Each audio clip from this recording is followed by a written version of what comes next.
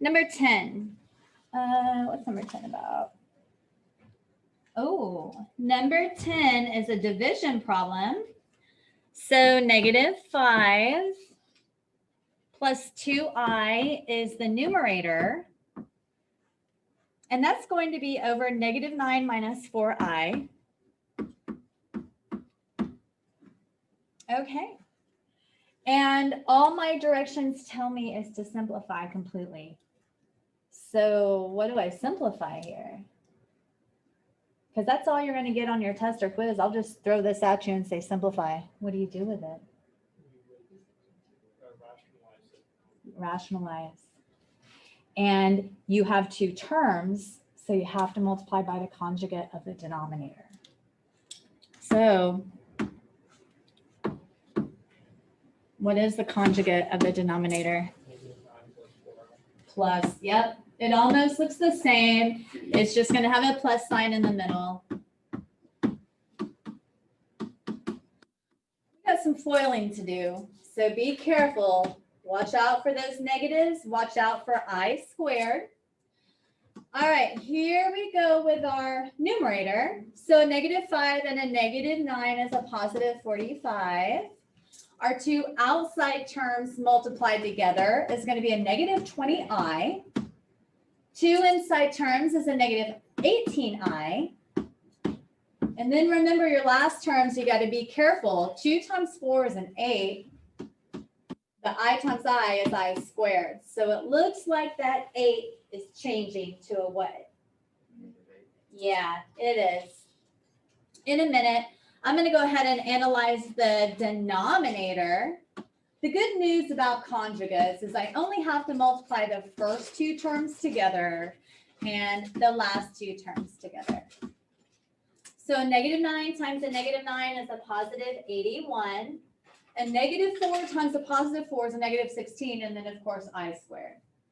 So we have some things that are changing here. So please remember, that guy is going to turn into a -8. This guy is going to turn into a positive 16. So let's see what happens. So a 45 and that -8 is going to be a positive 37, right? And then when we combine our i's, a -20 and a -18 is a -38.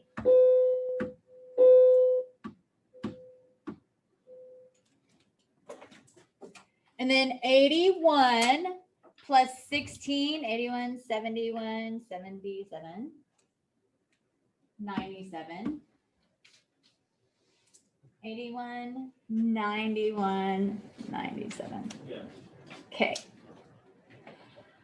I think that's it. That's as far as we can take that. I'm kind of stalling a little bit to see if I can factor out something, but I cannot factor out anything. 37's prime. So let's box that in. And that's going to be the answer for that problem. Can you go over 8? Yeah, let me finish the ones that are on here. Let's take a look at number 9.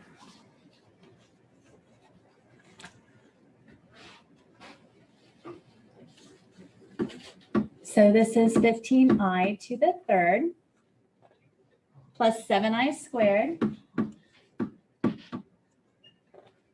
minus 4i minus 3. And that's all over I to the 7. So I don't even know if I need to rationalize the denominator yet because we have to simplify those i's. So remember, the big deal about I is I to the 4th. Why is I to the 4th a big deal? Yeah, because that's a 1. And remember, we just do like elementary division to figure out how to simplify. So this 15i to the 3rd, well, 4 doesn't even go into I to the 3rd. Do you guys remember what I to the 3rd is? It's negative I, that's right. So this is going to be 15 times a negative I. What's a negative times the positive? So this is going to turn into really a negative 15i on top. Let's take a look at 7I squared. I to the fourth is 1 because I squared is what? What's I squared? Yes. Remember, your even and odd exponents for I is either going to be a positive 1 or a negative 1. So that second term in the numerator, that just becomes a negative 7 because that's just 7 times negative 1. The rest of the terms in the numerator cannot be simplified further. So I'm just going to recopy them.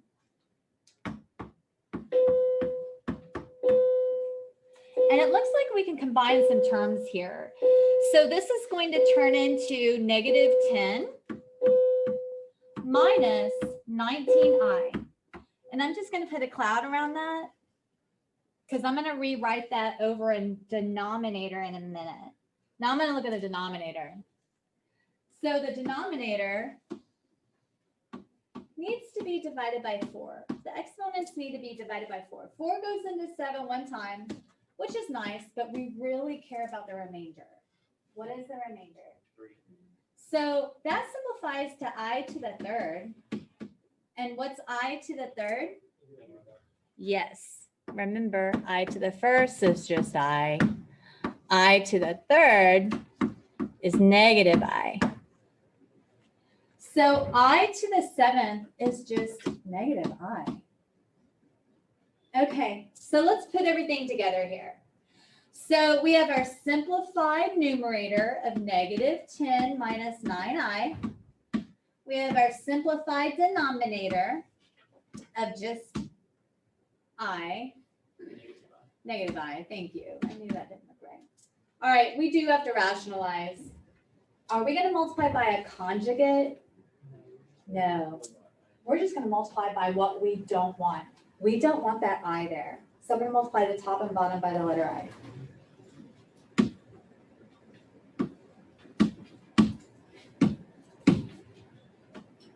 All right, so here we go.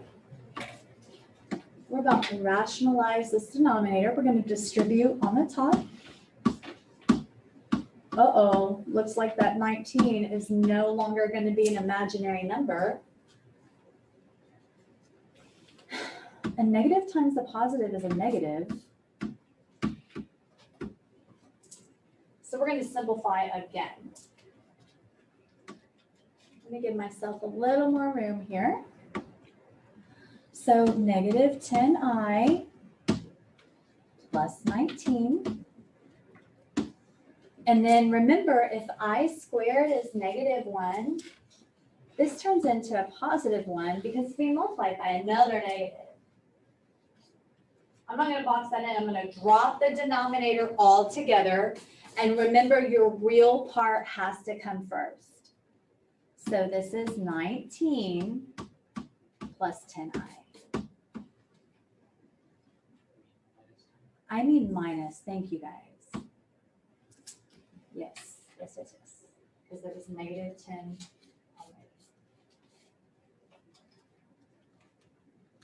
already. Okay, let's look at number 8.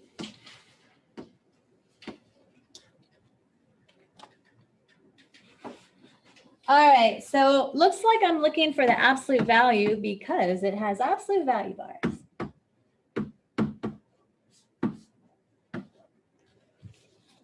Remember, to find the absolute value of a complex number, it's the distance formula. We're going to square the real part. We're going to square the coefficients of the imaginary part and then multiply or then add them together and then root it. So underneath the square root symbol, it's going to be 16 plus, we got to square that negative 3. It's going to turn into a positive 9. And then y'all, we have a root 5 too. We have to use the root 5. And what's root 5 times root 5? Yeah.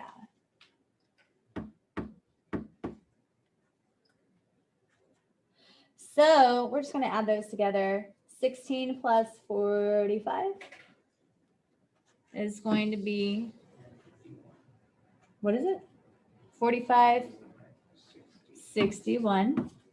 And that's it. There's no factors. There's no perfect squares hiding out. So the absolute value of that complex number is root 61. How far is that complex number from the origin of a complex number plane? Root 61. That's it. So before I shift and recheck that that test review submission, I just want to remind you how important this is.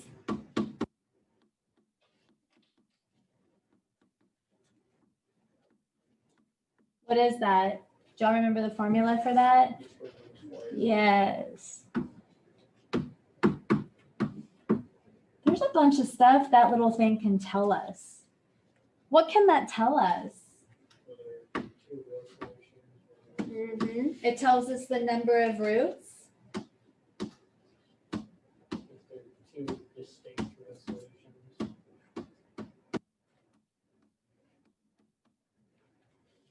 What would give you two distinct? The number of roots, the nature, as in either real or imaginary. And remember, it can tell you if a trinomial is factorable.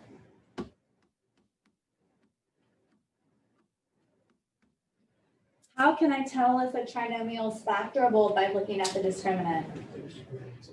If it's a perfect square. Y'all, that's so important. You're so going to need that next unit.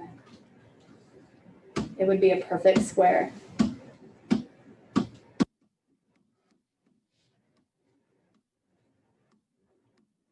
And remember, the number of roots, the only possibilities are 2, 1, and then that's it. And remember, the nature of the roots is either going to be real or imaginary.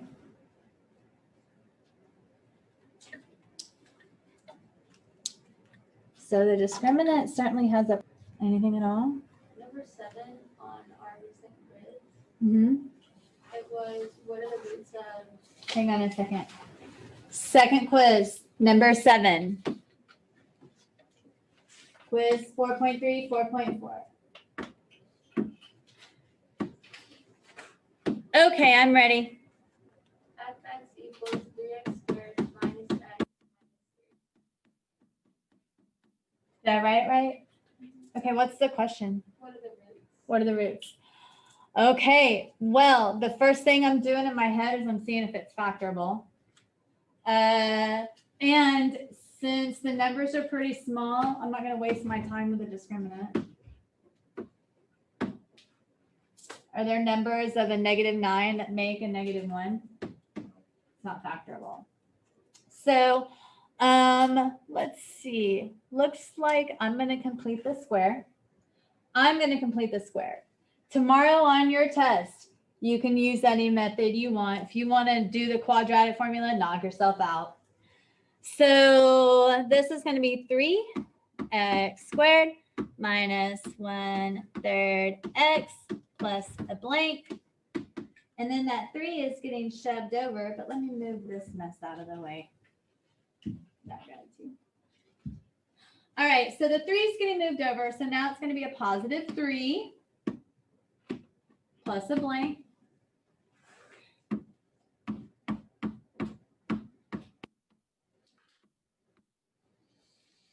All right, so I went ahead and cut the linear term in half. Now I'm going to square it. So it's going to be 1/36 here. But on the other side, it is not going to be the same it's not going to be the same number because I have a 3 on the outside. So 3/36 simplifies to 1/12. And then I got to combine those numbers over there on the right side. So that's going to be 36 plus 1/12. So here's what I'm dealing with.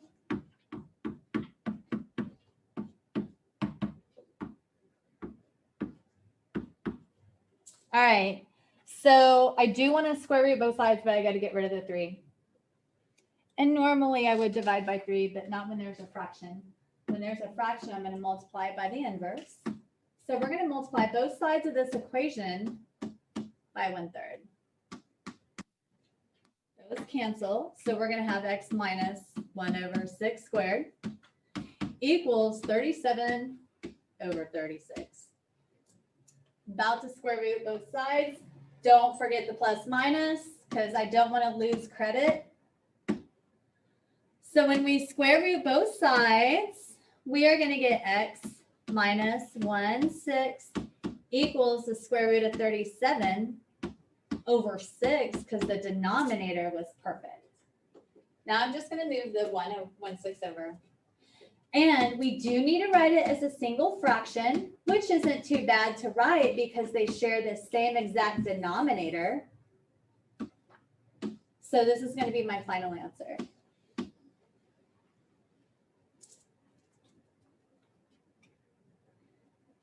Do you always have to write it as one fraction? As one fraction, we do in algebra 2. We usually write it as a single fraction in algebra 2. Any other questions? Is there gonna be some where they're like 2 different denominators, but you still have to write it as the same fraction? I don't have it memorized, but you could be prepared for that. They just asked if there would ever be 2 different denominators for the next to last step. I don't have it memorized. So I don't know. Could be. Yes. Other questions you're supposed to omit on your review? Yes. You are not supposed to do questions in the review numbers 11, 14, and 15.